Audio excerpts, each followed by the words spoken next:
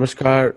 Welcome to this show, exciting show, Sathology Debunking Mythology, where we are going to discuss something on taxation today. How the ancient world viewed taxation. And we have a very amazing guest, very popular guest, and highly educated, very respected in India, coming to show us from the historical point of view, from the Sathology point of view, what is taxation.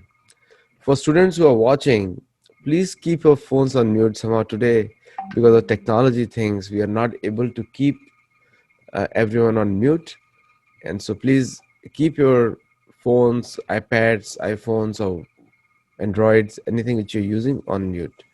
So let us welcome Professor ADN Bajpayee to our show. Namaskar, Professor. Thank you.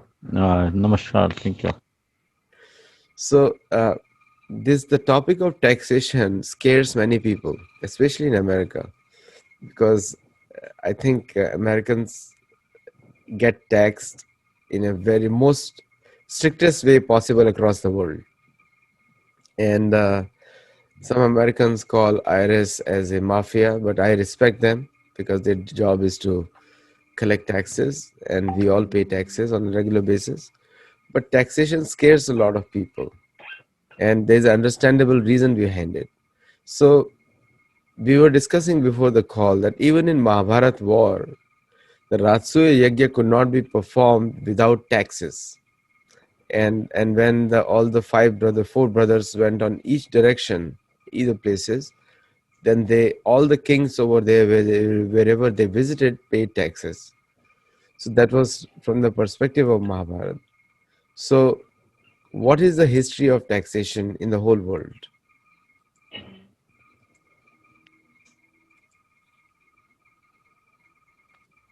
Should I begin, Yes, please. Aditya? Yes. Uh-huh. Actually, Aditya, India being the oldest civilization, whatever we are seeing today in modern time, we are having some or the other foundation in Indian scriptures, in Indian system, Indian culture, and everything, including taxation. In India, we call it kar, and kar means hand. There are so many, you see, synonyms given to taxes that I'll describe afterwards. But the most popular word in Hindi for taxes is kar, and kar means hand. And generally, we demand hand for cooperation. So, as I think that king for running his kingdom or maintaining his realm, including his military power, or to do some welfare activities, he wanted cooperation from his own subject. Cooperation in terms of finances, or in other ways, there are so many ways of asking for the cooperation. So, taxes as a cruel, brutal, flinching, irritating for the common people, or anything which can be said bad as such today, it was not the connotation in old times, because people had faith in the dynamics of a king, his role, his contribution. So they were paying, you see, taxes to them. So what I mean to explain over here, as today there is a lot of methods of evading the tax, not keeping entire income into accounts. The basic purpose of deploying a chartered accountant to hide the total amount of income so that accounted income and unaccounted income is not being taxed. So how to evade uh, taxes? This is today's you see behavior of the taxpayer. It was not you see existing those times. So you say that India did have a complete system of you see, taxation, but that is not taxation as today. See, we are seeing in the whole world. It is universal phenomenon. Whether it's India or it's United States or UK, everywhere taxes are being regarded as you see mm, bad money being collected from people. And there are two things. One, the way we see governments are extravagant, and you see the basic principle of taxation today is there is no quid pro quo relationship. Taxes being collected from the people and services being rendered from the government. There is no quid pro quo relationship. You can't go to the court of law that we have paid this much tax, this much services must be provided from the government. Today, with all you see constitutional protections to the taxpayers, without transparency, even that level of confidence is not built. But in ancient times, there was unwritten an emotional confidence was built between the king and the people. So there was no such a problem existed those times. Yes, Aditya. No, you have made some very good remarks about the trust. Now, I'll just give you some tax rates between European countries, India and US. European countries, the cumulative taxes, because there is a sales tax and there is income tax and everything, comes to around 57% of a person's income. 57%. That's the general taxation in the US, in the Europe. There can be one or two countries out of that where there are no taxes, but generally that is 57%. US, if you add everything, even though the maximum tax rate is 37%, if you add all the sales tax, the food items, everything where we pay county taxes, comes out to be almost 52%, 52, 57, 52. And in India, if you add all the tax rates available, including I'm taking sales tax, octroys, and roughly comes to 48%, even in a country like India, official tax rates. And there are tax rebates, and I'm not counting that, but this is the maximum tax which a person pays generally with all the sales taxes. And the countries which are considered Japan and Australia and other places, they have much lesser tax rate also. Japan has a lesser tax rate than as compared to other people countries. And so this is the condition of the country. And one of the places in Bhagavatam it is mentioned that because of excessive taxation people will run to the forest in Kali Yuga. It's mentioned there. So it is very scary to the fact, where what is recommended taxes and what are the total number of taxes, which is fairly high. So what, where have, how do we reach here? How have we reached here? No, actually, you see, taxes have got multiple purposes to perform. So one, certainly, it's one of the important and major sources of revenue collection for the government. And government has to perform so many activities. It has to maintain, I see, defense personnel, perform a lot of, I see, development infrastructure activities, salaries to its employees, this education, health, and many other, you see, activities on research and development. They have to, you see, maintain its, you see, government expenditure altogether. And also, help the entrepreneurs to invest money in entrepreneurs through their central banking systems. So it requires money, and it does not have you see, any source like that. Either I should take donations from the people, or government should go for you see, loans and everything, either from its own countries or countrymen or from other sources. But the most dependable source which government has not to return or not to have any obligation, that is tax. You rightly mentioned the direct taxes and indirect taxes. Yeah, direct taxes, you see, make the people feel directly that you are being taxed. This much money is being siphoned off from your pocket and going to the government exchequer. One thing. Say you see in India, we you see professors about you see we are clubbed under this 30% taxation over this taxable limit. So salary of about 2.5 months go directly uh, to the government. Means out of 12 months, we are left with, you see, 9 months plus salary with us. 2.5 months goes to the government tax.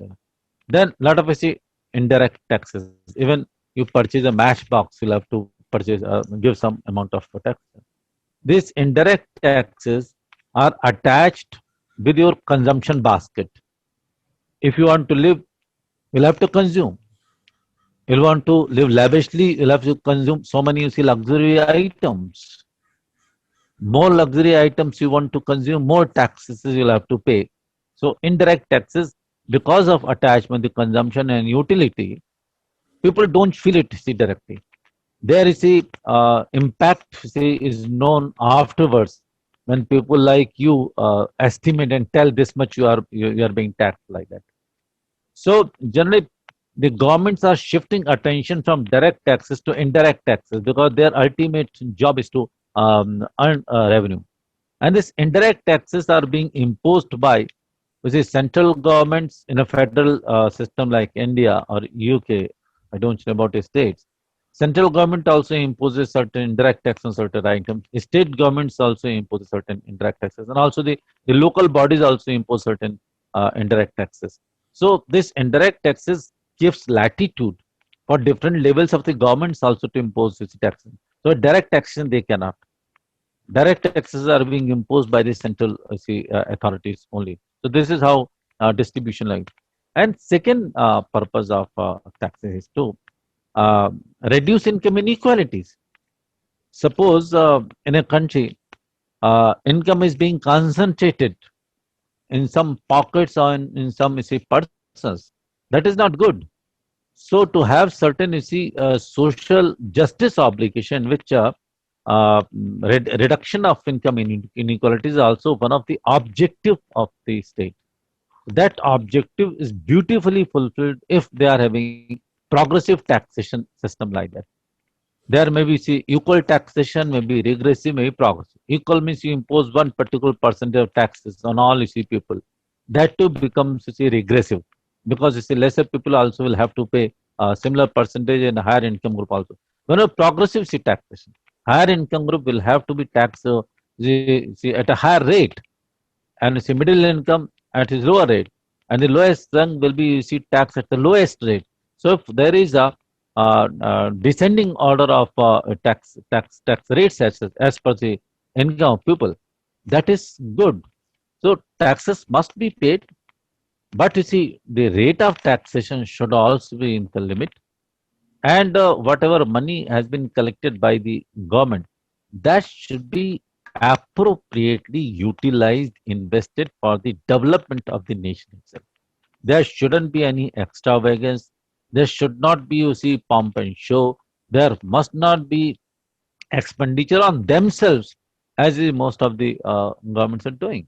So this is a philosophy behind the taxes. Very, very good details that you gave, Professor. The one aspect which I was really startled looking at from the Mahabharat point of view, because innovation comes from the past, because future as nobody has seen. and Yes. whatever old practices are there, picking up the best practices and then building on them creates a new economy. So the association of the concept of trade associations and the professional associations was even there in Mahabharata times. Very few people know that, because Narada asks Yudhishthir, it's in my second book I published there, that Narada asks Yudhishthir whether you encourage all the Buddhijeevi to come together in proper associations, and whether you provide them tax benefits for doing that. Doing that, the purpose was to create leaders in the society. And we have very popular governments today, Narendra Modi in India, and Trump. Whether Indian media can say whatever they want, but Trump is a popular leader.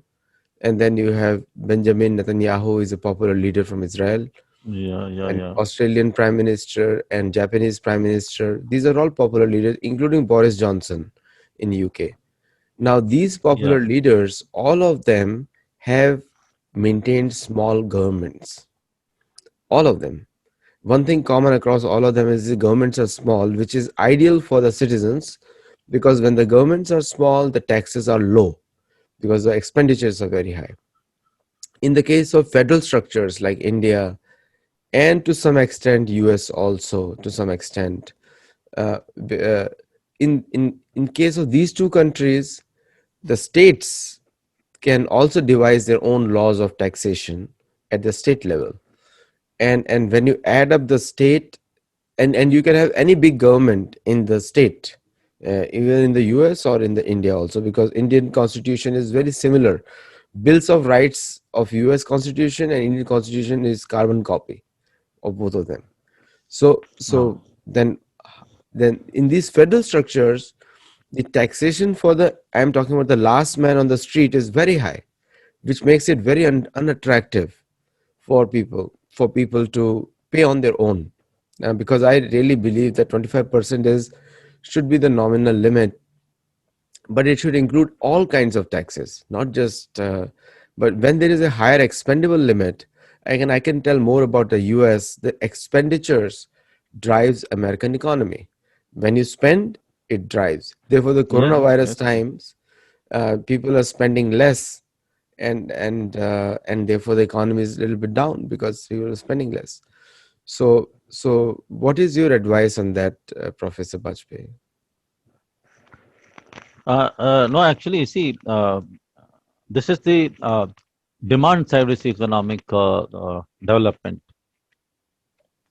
And there are two sides of economy. One is supply side, another is demand side. Supply side means you keep on producing, and supply will create its own demand, as James Baptist said long back. Who is the founding father of classical economics. But if there is no demand in market or less demand in the market, then you see you'll have, you see, commodity, they will not be purchased, and there will be further follow up. There will not be the backward linkages of production, so that demand factors of production is also generated and economy is boosted. So in the COVID-19 period, actually, uh, people were not having sufficient time also to go to the market. They had, you see, purchasing power with them, but due to lack of transportation facility, due to lack of lockdown and psychological fear also, they were not going to the market. Thanks to, you see, whatever supply chain we had with us, they could at least maintain the minimum level of demand. Had this supply chain not been over there, whether it's a worldwide phenomenon, so things could have gone, you see, worse. It's true that people's income also have considerably gone down, whether it's India or states alike. That crores and crores people have been directly put out of job, or say put out of partially out of job, or salary cuts were also there. So the total impact was that the purchasing power has gone down. So the lower purchasing power, certainly, you see, lower expenditure was reflected in the market. and that had decelerated totally see economic development rate of all the countries. Somewhere it is now it's becoming like in India it is say 29.3% deceleration is there in India. So how to maintain it in this period? In my opinion, the government could have you see, if not cut the tax rates, could have very well postponed the collection of the taxes. Let the COVID-19 be over. People are already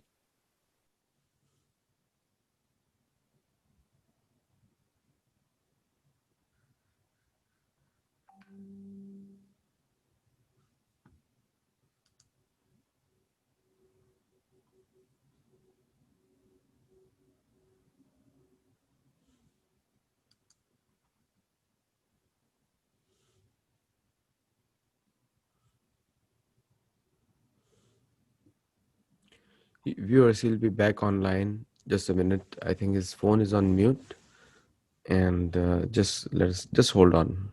He's coming online.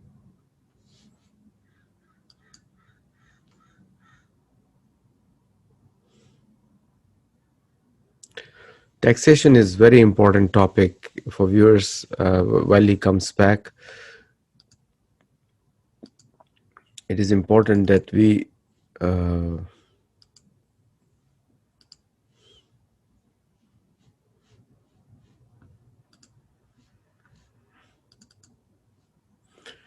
we understand this taxation completely, because right from the ancient times, the taxation in the ideal governments were kept low, purposely low, because the reason is that the higher taxation leads to more burden on the people. And generally, all the ancient texts, whether it's Chanakya or whether it is Arthashastra, in Arthashastra was existing even before Chanakya. And two people who are known to be the best Arthashastris, tell me what you would like to hear. One was Yudhishthir, and second was Gandhari, the son of the mother of Kauravas, and her brother Shakuni. These are all considered expert Arthashastri. And in amongst the sons of Pandu, which is Pandavas, you call them, Sahadev was a very good Arthashastri. So these are the points that are mentioned in Mahabharata. And there were many other scholars also. So the kings had good knowledge about Arthashastra. So I'll wait for the professor to come back. So smaller governments and this small taxation actually helps the economy to grow, because people willingly, the more cash in their pockets, it helps them to spend more. So in a spend economy, which creates demand, and the supply side is also maintained.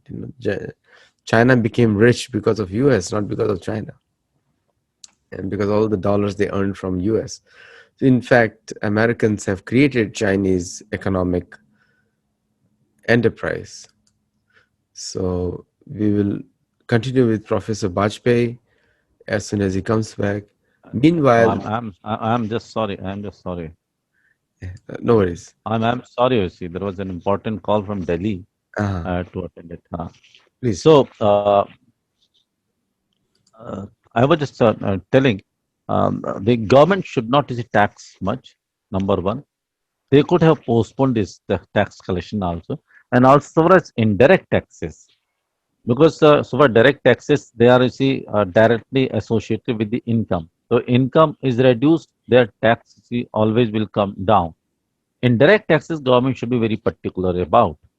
They should not be raised you see anyhow. In all items, I think, especially items of food, items of see some other things which are being needed today. So for pharmaceutical commodities, the medicines, the food items, the milk items, the meat items, they should be you see reduced considerably. Then only we can say that we are having a government which believes in welfare state government. Otherwise, it is problematic. But what is happening? Government also needs the revenue because their expenditures are inelastic.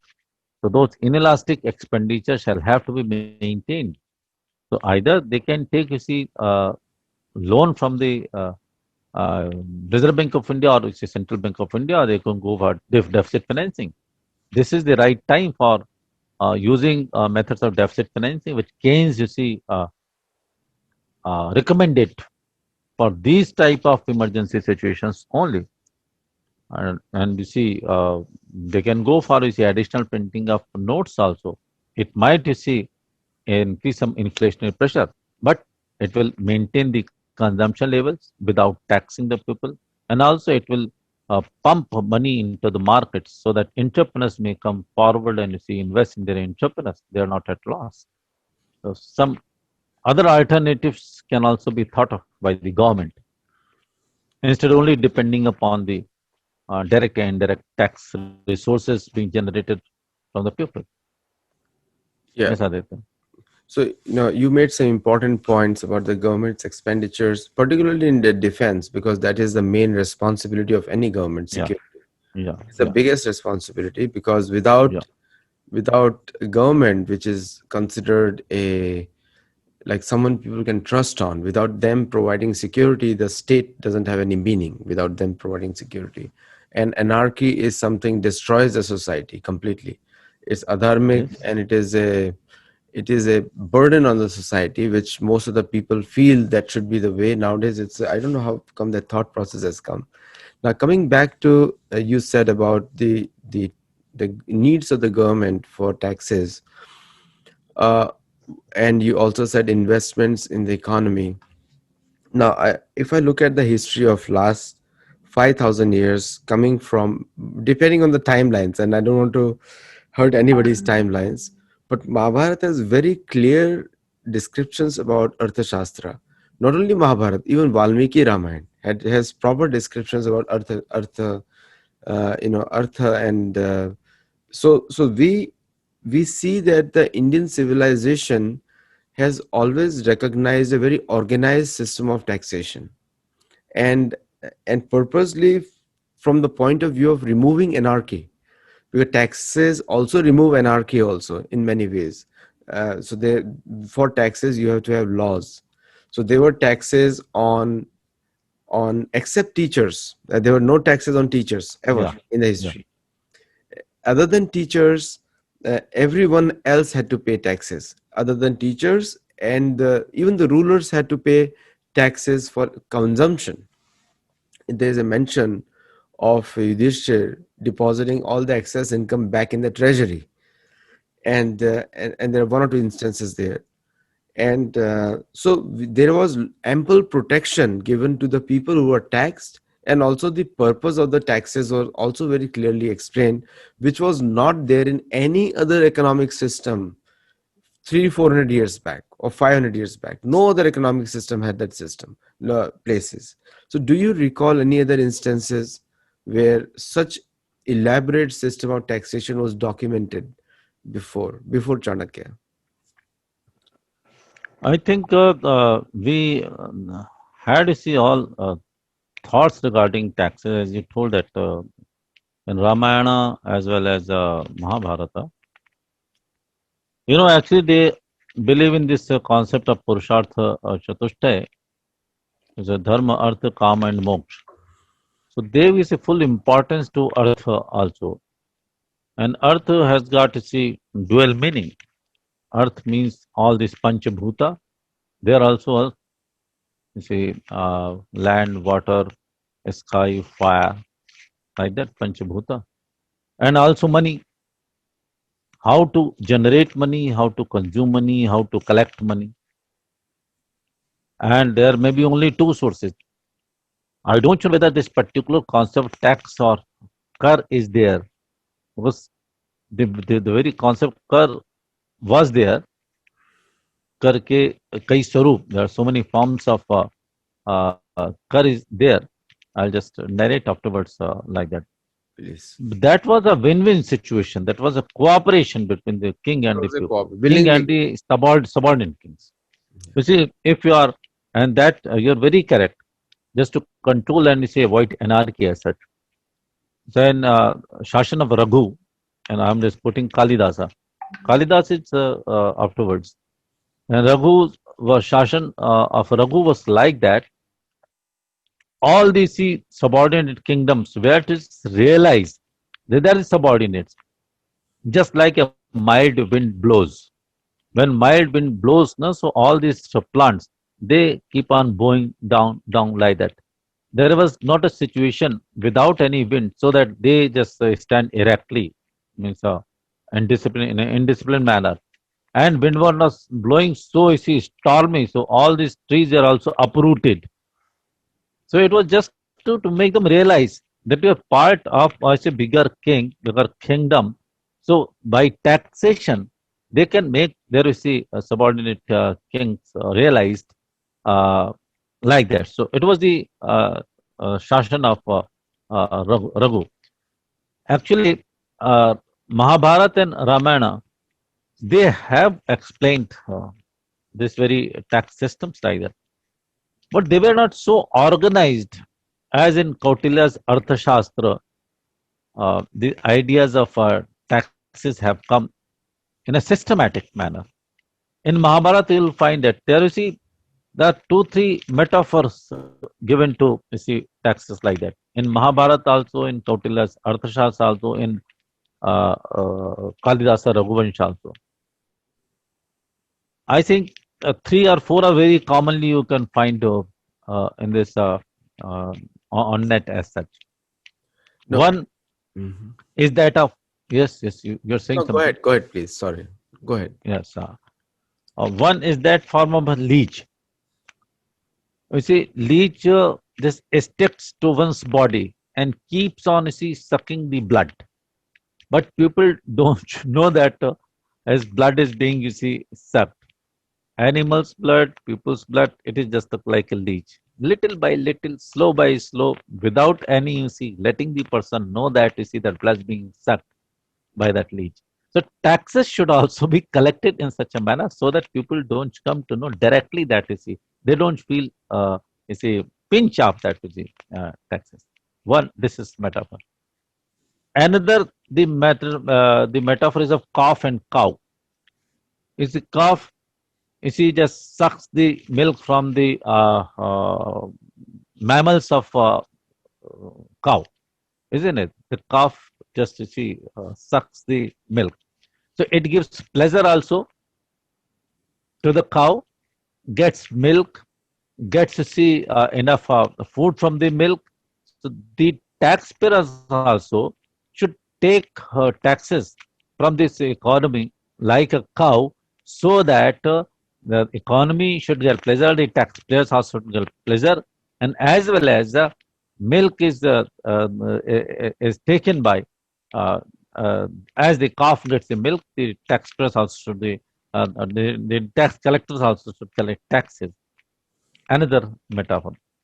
And third metaphor is the most beautiful metaphor. It's being is quoted in Mahabharata also, in Kautilya also takes the and Manu Smriti. I don't know the period of Manu, but Manuvati must be after that Mahabharata. In Manu Smriti also you'll find this reference of taxation. They all have taken this metaphor of bee. As bee moves from one flower to another flower, one plant to another plant, one you see, tree to another tree, and keeps on you see sucking the you see fragrance from each you see bird, each flower like that, and that it converts into honey, collects at one place in beehive, and that is being taken by the owner of that beekeeper. This system is the best system. Like a bee, the tax collector should touch the taxpayers so that the taxpayers also blossom. When bee you see touches the buds of a flower, so buds also gets spread. It helps in the development of the total structure, total you see contents of that you see bud. It becomes a flower. Then bee you see touches to see those buds. Similarly, when taxes are being collected little by little, they should develop the economy, the richness of the taxpayer, as well as they become you see, instrumental in generating resources for the state. So there are three most important see, metaphors are being given in our scriptures. So another you see thing like Shanti Parva of Mahabharata, which you have been you see, referring to, they said that uh, as be the taxpayers should tax like a bee, but act like a leech, isn't it? Two things. So little taxation, you see, has been recommended by classical economics also.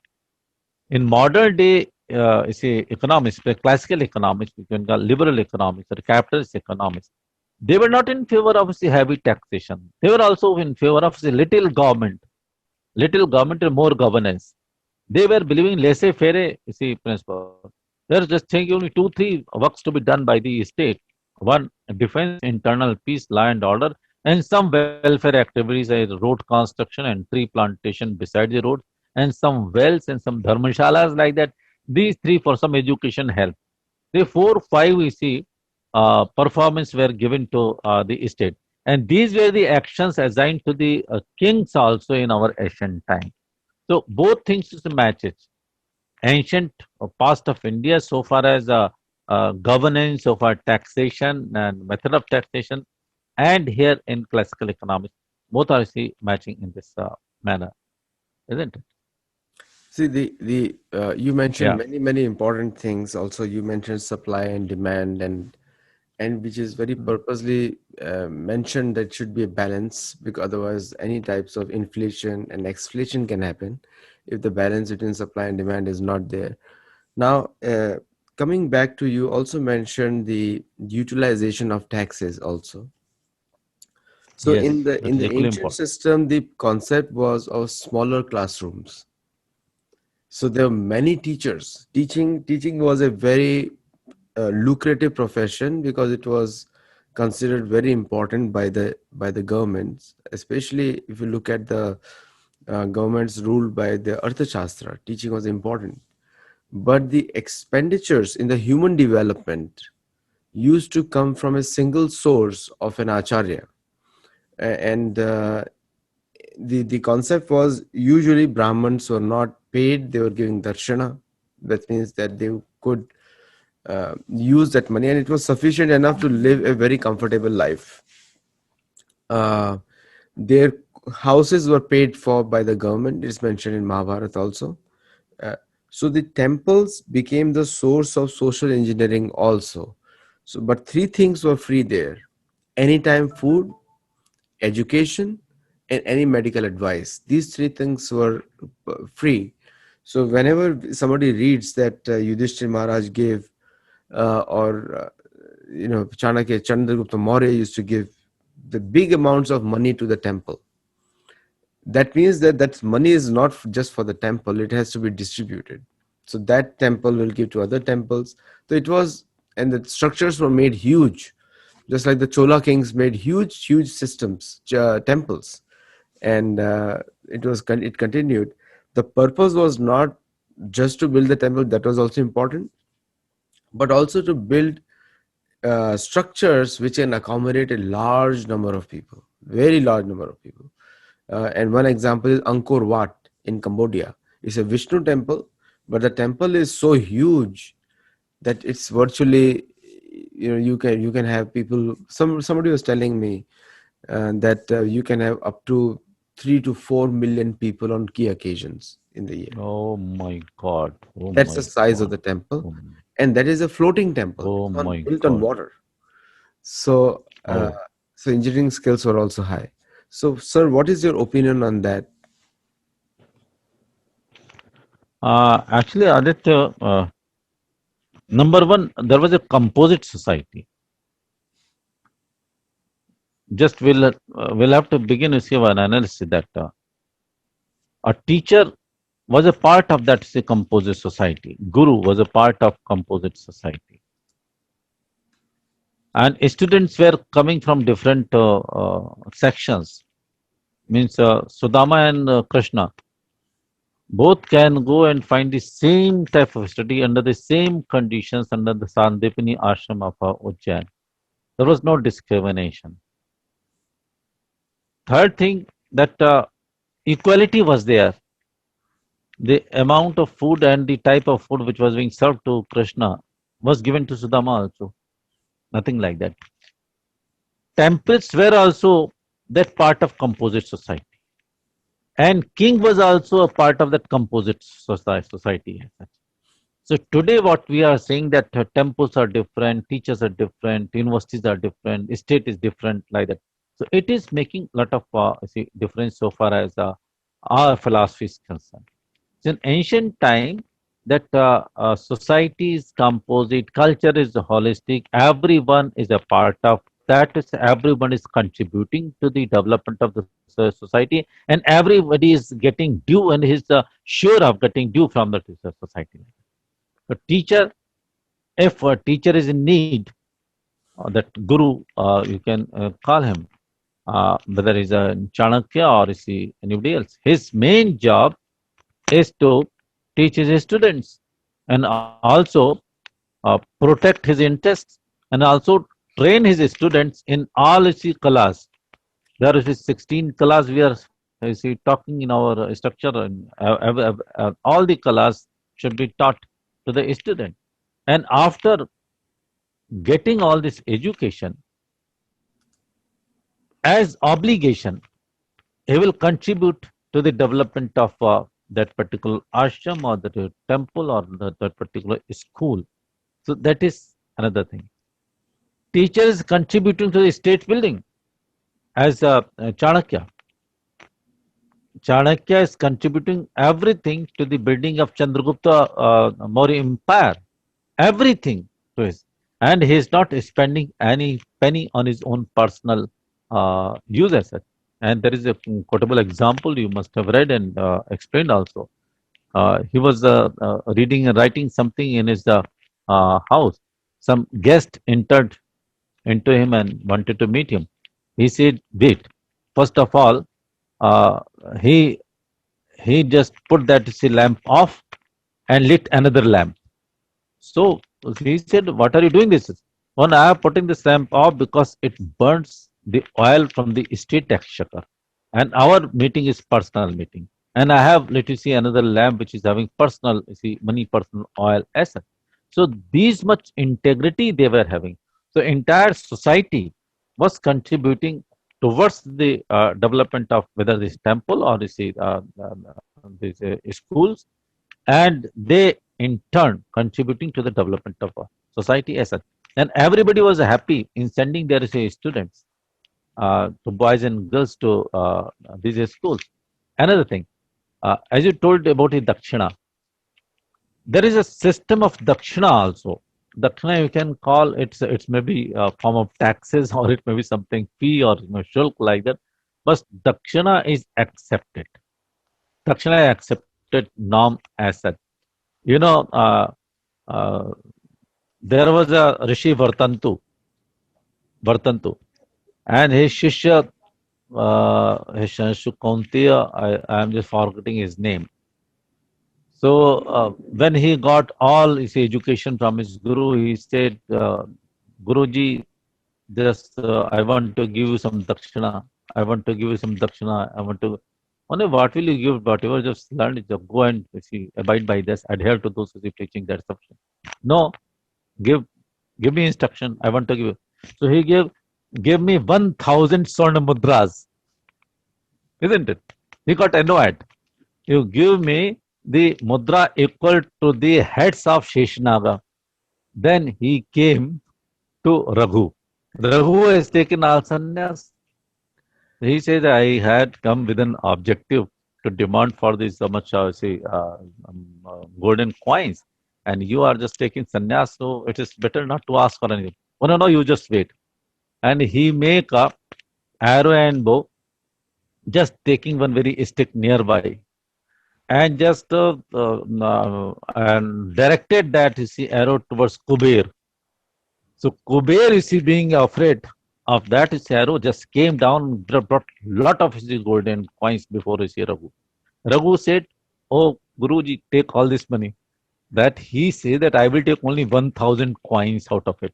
Neither one more nor one less. And Raghu says, no, I can't take anything because whatever Kuber has given to me, that is for you only. I don't need because I've already taken sannyasa. So it is a talk of the town. Whether Raghu is not accepting any money out of it, or that is the that saint is not taking any money more than is the 1,000. That was the system of what. So Dakshina was demanded, Dakshina was given voluntarily, involuntarily, but that is an accepted Islam. It is all voluntary. System was voluntary and reciprocal. That must be accepted, isn't it? This Yes, Adat. the history of India is so golden, and so many great examples in Arthashastra management. And it's just a hypothetical question. You can choose not to answer it. Can there be a change because we are trying to adopt a Western model? Can we adopt a Arthashastra model which can be beneficial for, which can be a guide to the world also? India is already a, many countries follow India in terms of governance and taxation. Many new countries are now studying the Indian model, Indian taxation model. So the three, four taxation models are studied all over the world. One is the Indian model, one is American model, and the Chinese model, which has failed completely because it's just driven on exports. And if the US stops buying, Chinese are not explaining right now. If the US economy has come down almost 14%, 14% is a big for US economy. Yeah, yeah, yeah. 14% means the world GDP has come down by 20% because of the US economy coming down. So all the export based economies are in big trouble, including China. I i i'm i think, according to my information, is China is almost on the on the verge of bankruptcy. And that's a fault of the export based economy. Can India create a unique model based on Mahabharat, Arthashastra, which can be a guide to the whole world? Because that is needed now. Or all of us will be driving bullock Uh, carts. yes, yes. No, no. It's not said no. Driving a bullock cart or going to the bullock cart economy. I said we should go towards the supercomputer or see and jet driven economy. I said because living in 21st No, I century and said India if we do has not, been in. if I'm saying that if we do not work proactively now because of COVID-19, it's a bad situation Uh, for the economy. That's what I mean to say. no, no. Actually, you see, uh, India had its own model attitude. India believes in the concept of not only self-reliance but the self-propellant economy. Self-problem is self-generated economy. India was an open economy, and it has cherished the uh, benefits and bad things also of this being openness or other more openness like that. Actually, the Kautilya's Arthashastra or Mahabharata or Ramayana is based upon his indigenous resources like that. First of all, any economy of the world should depend upon its own resources, take an account of its own resources, whether being generated by geological resources or agriculture resources or horticulture resources or water resources or livestock resources. These are the basic resources of that. And then each country has got its own indigenous skill also. That is a skill may be available at a local level, or a village level, or district level, or at a national level. So those national level skills should be interacted with the national pool of resources. Then local economy or national economy should be propelled. And if that national economy obtains an optimum height as such, then it should go for uh, opening or interacting with the world as such. You see, our own whether it's Kautilya's Arthashastra, when he talks to Chandragupta to become self-reliant and full of all energy, he said that you should have a relationship with outside the world, other kings, but with a caution. It should not be at the cost of your health, wealth, economy, everything. So, external, you see, affairs, including our foreign trade. You see, Chinese economy, about 52% of Chinese economy is based upon foreign trade. And similar is the case with India also. More than 40% of our economy being generated by this foreign trade inclusive of export and import. The beneficial Chinese economy is that they are earning surplus out of this foreign trade, and our economy is not earning surplus. Our economy is in deficit due to the foreign trade. Our imports, you see, are more than the exports. So, uh, in a closed economy has never been a model of India. Openness with a caution, openness without accruing any loss to the economy, that too in a sustained manner over a long period. That is our objective, and that has been, you say, recommended in Mahabharata also, in Ramayana also, or in Kautilya Arthashastra also. And I think that should be the best way. I'll just give you two examples. One, uh, whatever you want to see produce, first of all, use your, you see, local resources at village level. If resources are not available, then use at a see, district level. If not at district level, at a state level, and if not state level, then at a national level. And if resources are not available in the nation, then just go to foreign see, countries, whether it's goods or anything. Similarly, whatever you produce, first consume at home, then make them available in a society, in a village, then make them available at a district level, then make them available to the state level, then make them available or sell them in the national market. And if you are having sufficient more than the national market, then go for, you see, exports. This is how our, you see, exports and import relationship should be, you see, established. Excellent, This excellent. is a philosophy. No, excellent, excellent points. And I think there's a lot more to discuss because you are a repository of knowledge on this topic. I think this you have been Thank teaching you very this much. for Yeah. a long time, and we would like to continue this. Generally, in Kali Yuga, people's memories are shorter, attention span is shorter, so we'll have to record another interview discussion on this topic on various aspects like. Because economy has to be balanced, cannot be export based, cannot be just Yeah. import based. Yes. Yes. Yes. And India has the biggest pool of India is the quality of original knowledge, which is not Yeah. there in any part of the world. And I think Yeah. Yeah. Yeah. that Yeah. export is crucial. That's why you have all the big consulting firms have maximum employees in India. Almost 25 to 30 lakh people are just doing consulting in India for foreign countries. And Oh. and that's just a small percentage. And I was always saying that if India has to become Vishwaguru, it has to start exporting knowledge, which is the biggest export today needed. And in the modern world, we call it consulting. We will continue this discussion, Professor Bajpai. It's always a pleasure to hear you. And students, more than Same 550 here. students watching it live.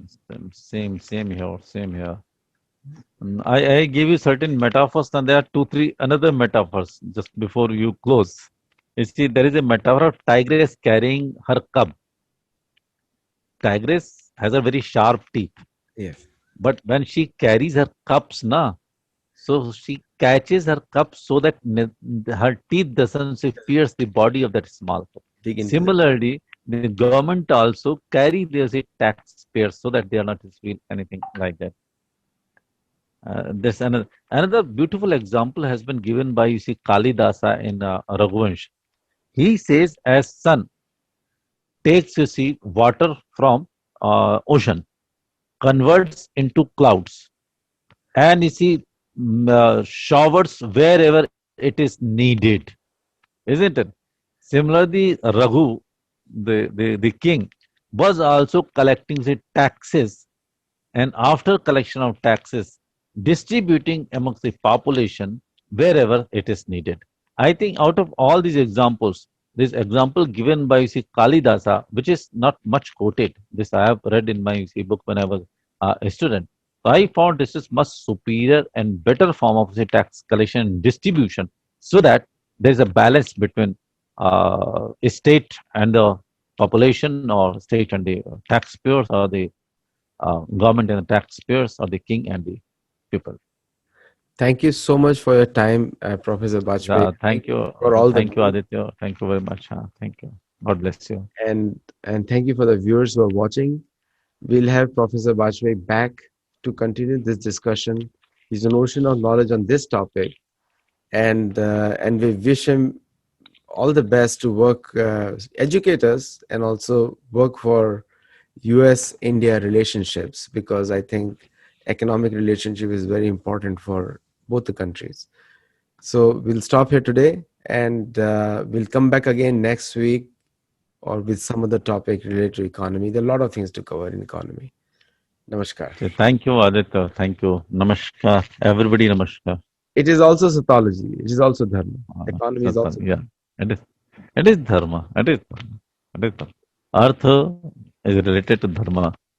correct.